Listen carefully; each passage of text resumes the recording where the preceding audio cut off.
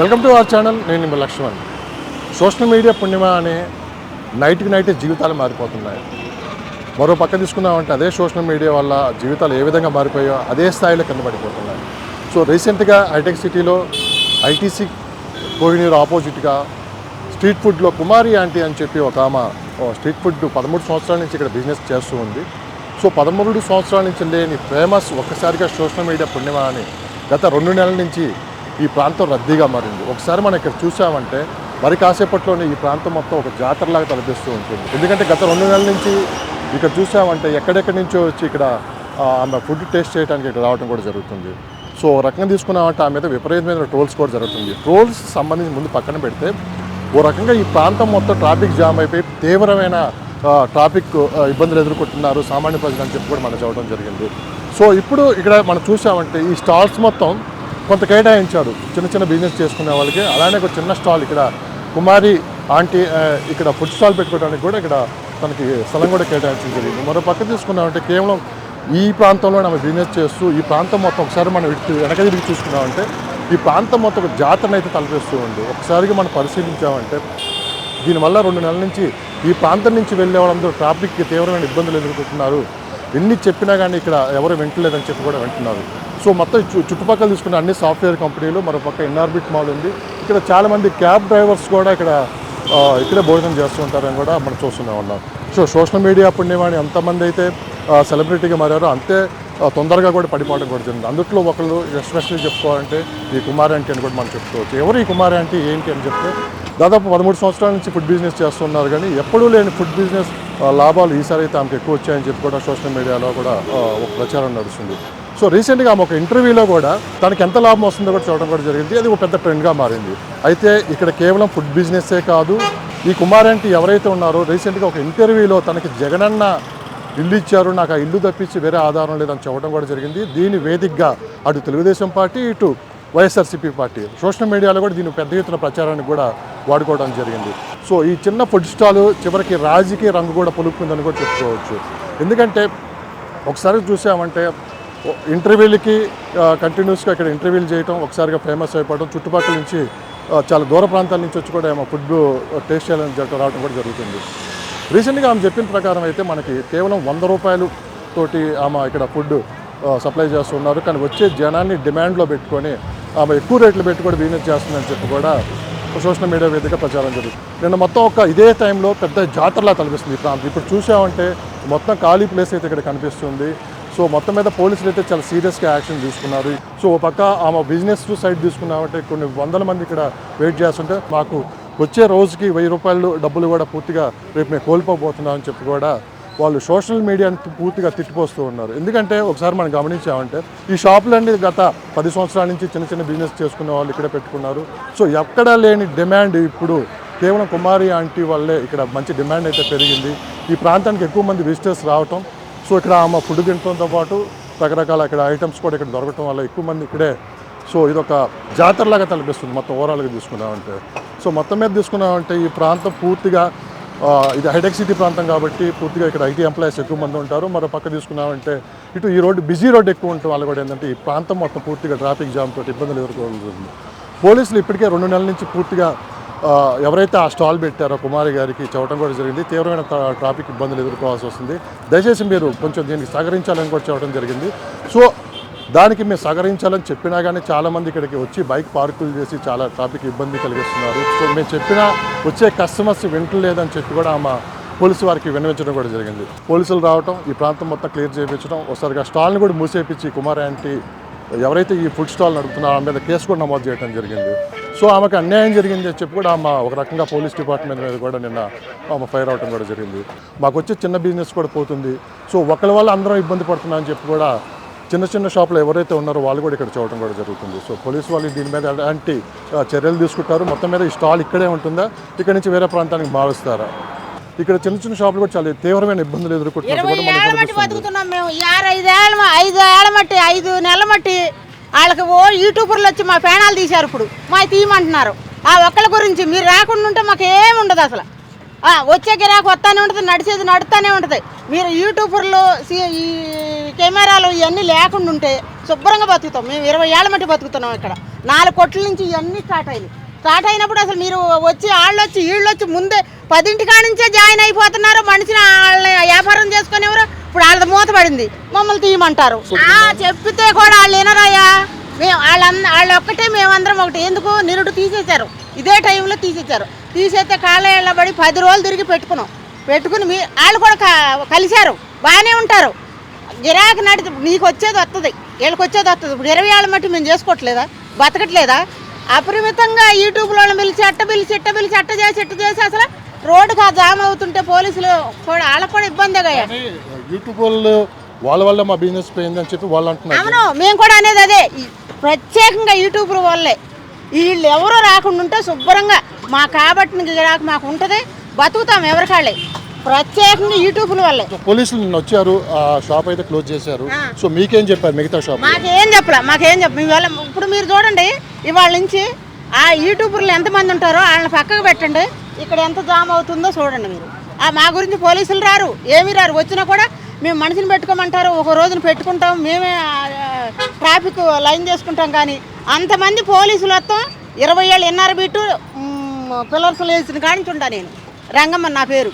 అసలు ఇంతవరకు 4 కోట్లతో స్టార్ట్ అయ్యి ఇక్కడికి వచ్చినాయి. తర్వాత ఇక్కడ కోయినేరులో ఉన్నాం. కోయినేరు మొదలైనప్పుడు వాళ్ళు ఆ పక్కన పెట్టుకోమన్నారు, ఆ పక్క వచ్చాం. ఆ పక్క అయిన తర్వాత ఇక్కడ ఈ రోడ్ లేదు, కన్స్ట్రక్షన్ అవుతుంటే మమ్మల్ని మా యూనియన్ అక్కడ కూర్చోబెట్టింది. వాళ్ళు రేత్రి పని చేసుకునే వాళ్ళు ఈ రోడ్డు పని. సో మీకు యూనియన్ ఉంది? యూనియన్ ఉంది. సో మరి మీరు మీ యూనియన్ ఆమెను కూర్చోబెట్టి మాట్లాడి ఆయన చెప్పాడు, వాళ్ళు వినరు వాళ్ళిద్దరు. ఇప్పుడు నలుగురిలో కలిస్తే మనం ఏదైనా చేస్తాం. నిన్న వెళ్తుంటే సార్ మేము బతులు అడుకునేవాళ్ళం, సార్ యూట్యూబ్లను రానివ్వని. అసలు కలిసి వెళ్దామంటే ఏం పిక్కోండి. మొన్న 26వ తారీఖు నేను ఇక్కడ చేసుకున్న కుర్రోడు ఏమనుకున్నామంటే వాళ్ళ దగ్గరికి వెళ్ళి మాట్లాడదాం, యూట్యూబ్లను రానియొద్దు, అసలు వాళ్ళు ఎవ్వరొద్దు. మనం మీ బిజినెస్ 50 కిలోలు 75 కిలోలు మీకు నడుతుంది కదా వరకు. ఇప్పుడు 25 కిలోల వల్ల మీకు ఖరీదులు పోతున్నాయి. కానీ ఆ జనంలో ఎంతమంది పోతున్నారు? మీ గిరాకీ మీరు అవుతుంది, మీకు రూపాయి వస్తుంది, మాకేం ఏడుపు కాదు. మీ వల్ల ఇంకా కొద్దిగా వచ్చి వీళ్ళకి కూడా వస్తుంది, బాగానే ఉంటుంది. అందరికీ బాగానే ఉందయ్యా, అందరికీ. ఇవాళ యూట్యూబ్ వల్లే ఇదంతా. మేము వెళ్ళి మాట్లాడేవాళ్ళం, వాళ్ళు ఎవరికి సహకరించరు. నేను పెట్టించిన దాన్ని, ఓయ్ పోవమ్మా నువ్వేంటి బోర్డు నువ్వు చెప్తే మేము వినాలా అంటాడా, లెక్క చేయరు. నిన్న జరిగిన ఇన్సిడెంట్కి ఇక్కడున్న మిగతా షాపుల వాళ్ళు కూడా పూర్తిగా కొంచెం ఆ షాపుల లోపలికి జరపడం కూడా జరుగుతుంది. ఇప్పటికే పోలీసులు వాళ్ళు కొన్ని ఆంక్షలు అయితే ఇక్కడ పెట్టడం కూడా జరిగింది. సో షాపులని వెనక్కి జరపాలి, ట్రాఫిక్ ఎటువంటి ఇబ్బందులు కలిగించినా కానీ కేసులు బుక్ చేస్తామని చెప్పి కూడా జరిగింది. ఇప్పటికే ఈ చిన్న షాపులు కూడా మొత్తం చూస్తున్నాము. ఈ లైన్ తీయకోకుండా అస్సలు వాళ్ళంటూ రాకుండా ఉంటాయి, రేపే పెట్టుకుని బతుకుతారు వాళ్ళు. ఎందుకు ఈ షాపులు వెనక జరుపుతున్నారంటే ఇక్కడ వాళ్ళు చెప్పారు. మాకు చెప్పింది ఏంటంటే ఫుట్పాత్ మీద ఉండొద్దు, ఆ డబ్బాలు కూడా ఉండొద్దు, డబ్బాలు కూడా లోన పెట్టుకోవాలి. మీ వ్యాపారం లోనకు చేసుకుంటే ఇక్కడ నుంచి జనం తీసుకుంటారు, రోడ్డుకి జామ్ అవ్వదు అని చెప్పారు. చెబితే అందరం జరుపుకుని లైన్ మీద నా మాట మీద అందరూ విన్నారు. ఈడు ఆడు కలిసి ఒక రేత్రి తెల్లటి పడి జరిపేశారు. వీళ్ళు జరిపారని వాళ్ళ రైస్ వాళ్ళు జరిపారు ఫస్ట్. ఇప్పుడు బంద్ పెట్టిన వాళ్ళు జరిపారు. వాళ్ళు జరపంగా లేనిదే నిన్న కాక మొన్న వచ్చిన వాళ్ళు మాకు ఛాయ్ వాళ్ళు లేని వీళ్ళిద్దరు జరిపారు. మేము కొన్ని రోజులు ఉండం, ఆ పక్కనే మా కొట్టు, వాళ్ళు కొట్టోళ్ళు జరిపారు. 10 సంవత్సరాల నుంచి మీరు ఇక్కడ బిజినెస్ చేస్తున్నా అన్నారు, మరి ఎప్పుడు ఇలాంటి సమస్య రాలేదు? చిన్నవి వస్తాయి, వాళ్ళు పిలుస్తారు మమ్మల్ని, పోలీసు వాళ్ళు పిలుస్తారు. ట్రాఫిక్ జామ్ అవుతుంది, 2 రోజులు బంద్ చేయండి, లేకపోతే మీకు తీసేయాల్సి వస్తుంది, ఏదో ఒకటి చెప్తారు. దండం పెట్టుకుంటాం, 10 మంది వెళ్తాం, కాళ్ళ పడతాం. వాళ్ళు వస్తారు, లేకపోతే ఒక్కోసారి వాళ్ళు వస్తారు. మేమందరం వెళ్తాం, చెప్పుకుంటాం. లేకపోతే ఇక్కడే ఇదిగో ఇక్కడ కేసు అతను ఉన్నాడు, ఈ ఫైట్ సైడ్ అది అక్కడ మాట్లాడాడు, ఆయన చెప్తాడు. ఇక్కడ ఉండి సార్ ఇవాళ రేపు మనిషిని పెట్టుకుంటాము, ఇట్లా చేస్తాము, ఇక్కడ శుభ్రం ఉండొద్దు, ఇక్కడ శుభ్రంగా లేదు, నీట్గా లేదంటే ఊడ్చుకుంటానికి మనిషిని పెట్టుకున్నాం. మేము 15 ఏళ్ళు ఇచ్చి మనిషిని పెట్టుకున్నాం. అట్టగా పెట్టుకుంటామంటే కొన్ని రోజులు పెడితే కూడా జామ ఆపలేకపోతున్నారు. వాళ్ళ గురించి అంటే వాళ్ళది కూడా కాదు, ఇట్లా యూట్యూబ్లో వాళ్ళు కెమెరా వీళ్ళందరూ వస్తాం. ఒకళ్ళేంటి ఆమె బండి ఆపుతమే ఏళ్ళు సప్పిట్లు అయ్యి అవసరమా? ఆమె ఏమందని మేము అంటల్లా, ఈ వేసేవాళ్ళు కంట్రోల్ చేసి మేమందరం ఇవాళ ఏమనుకున్నామంటే కర్రలు పుచ్చుకుని ఉంచుందాం. అదే వ్యాపారమే, అసలు వాళ్ళని రానియొద్దు అనుకున్నామయ్యా. ఎవరిని యూట్యూబర్ని వెళ్ళి రానియొద్దని మేము అనుకున్నాం. మేము చెప్పకుండానే చేస్తాం, పెట్టుకుంటారు వాళ్ళు వచ్చి అంత సాల్వ్ అయినాక. ఆమెకు చెప్పవసరం లేదు కదా, వాళ్ళు మమ్మల్ని ఇప్పుడు సహకరించాలి కదా అందరినీ. ఇప్పుడు సో ఈ యూట్యూబర్స్ కావచ్చు, వచ్చే జనం కావచ్చు, వీళ్ళ వల్ల మిగతా షాపుల వాళ్ళు మీరు ఎలాంటి ఇబ్బందులు ఎదుర్కొంటారు? ఏమి ఇబ్బందులు ఏమి లేవు. ఎవరు వాళ్ళకి వచ్చినాక మిగలగా కొన్ని నడుపుకుంటున్నారు. బాగానే ఉంది, వ్యాపారం బాగానే ఉంది. వాళ్ళ వల్ల మీకు కొంత బిజినెస్ అవుతున్నట్లే. అవుతుంది కానీ సుఖమేముంది. తీసేస్తే 10 రోజులు చేసుకుంటాం అయ్యా బాగా బిజినెస్. తర్వాత వచ్చి పడేసిస్తే ఏటేళ్ళ కాలం ఎక్కడ చేసుకుంటాం? ఇప్పుడు మేము చేసుకోలేని పరిస్థితి. మనుషులు పిల్లల్ని పెట్టుకుని చేసుకున్నాం, మరి మేము ఎట్టిపోతాం? సో కేశవ్ గారు మనతో పాటు ఉన్నారు. ఏంటి కేశవ్ గారు, ఇక్కడ జరుగుతుంది నిన్న పోలీసులు రావడం, కొంత ట్రాఫిక్ ఇబ్బందికరమైన పరిస్థితులు ఎదుర్కోవడం, మిగతా షాపుల వాళ్ళు కూడా ఇబ్బంది పడడం జరిగింది. నా వాయిస్ గట్టిగా అండి. మీరు వెనకాల జరగండి, కొంచెం వినండి. పోతే అందరికి పోతే నా ఒక్కడిదే పోతా అన్నారు. ఇప్పుడు వాళ్ళు లేరు. ఇప్పుడు అందరికీ చెప్పిన, అందరు వెనకాల జరిగినారు. ఆల్మోస్ట్ ఇక్కడ దాకా ఉంచి ప్లాట్ఫామ్ వదిలేసుకునేది. మీ వ్యక్తిగత మీ వ్యాపారం ఎంత నడుస్తుంది అది నేను మీకు చెప్పడం వల్ల నాకేమైనా వస్తుందా? సో షాపులు నిన్న ఎంతవరకు ఉన్నాయని మీరు అన్నారు, ఇంతవరకు. సో ఎందుకు ఇంత బ్యాక్కి మీరు ఇంత జరిపారు? ప్లాట్ఫామ్ మాకు వాళ్ళు గవర్నమెంట్ వాళ్ళు ప్లాట్ఫామ్ వచ్చి నడవడానికి, మేము బిజినెస్ చేసుకోవడానికి కాదు. ఇంత బ్యాకప్ ఉండాలి. వాళ్ళు ముందు జరిగింది, వాళ్ళ తర్వాత ఒకరు అలా అందరు జరిగారు. కస్టమర్ నిల్చోడానికి ఇచ్చింది ప్లాట్ఫామ్ నడవడానికి ఇది ఇచ్చిండ్రు. అది చేసుకోకపోవడం ఒకటి. అహం ఎక్కువై నాకు ఇంత నడుస్తుంది, నాకు యూట్యూబ్లో పాపులర్ కావడం వల్ల వస్తున్నాను నేను. అహం ఎక్కువైందని మీరు అంటున్నారు. మీతో పాటు దాదాపు ఒక 10 సంవత్సరాల నుంచి ఇక్కడ బిజినెస్ చేస్తున్నారు వాళ్ళు. అంటే అహం అనేది ఈ 10 సంవత్సరాల నుంచి ఉందా? ఎప్పుడైతే ఇది యూట్యూబ్లో పాపులారిటీ ఎక్కువ కోసం చేసుకోవడం వల్ల ఇప్పుడు నాది ఎంత ఉందో నాకు తెలుసు. ఇప్పుడు నేను ఎక్సెల్ వేసుకునే వస్తా, నేను అట్లా నడుపుకుంటా. అది నా ఆదాయం నాకు ఎంత వచ్చినా నాకు సాటిస్ఫైడే. నాకు ఇంత వస్తుంది. ఇంటికి వచ్చి కిచెన్ చేయించుకోవడం వల్ల ఏమైంది, యూట్యూబ్లో బాగా క్రేజ్ వచ్చింది.